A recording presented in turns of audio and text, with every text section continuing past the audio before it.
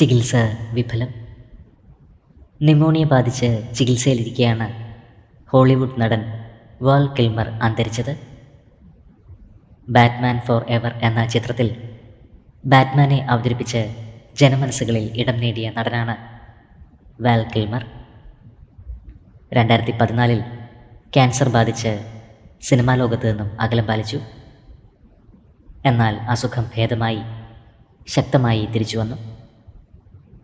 2021 പുറത്തിറങ്ങിയ top gun എന്ന ചിത്രത്തിലെ പ്രകടനം വലിയ രീതിയിൽ ശ്രദ്ധിക്കപ്പെട്ടു. കഴിഞ്ഞ കുറച്ച് നാളായി ന്യൂമോണിയ ബാധിച്ച് നടൻ ചികിത്സയിലായിരുന്നു. എന്നാൽ ജീവൻ രക്ഷിക്കുവാനായില്ല.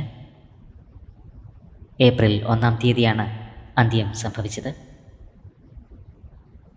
പ്രണാമം അർപ്പിച്ച് നിരവധി ആരാധകരാണ് ഇപ്പോൾ സോഷ്യൽ മീഡിയയിൽ എത്തുന്നത്. ഹോളിവുഡ് സിനിമാ ലോകത്തിന് കനത്ത ഒരു നഷ്ടമാണ് സംഭവിച്ചിരിക്കുന്നത്.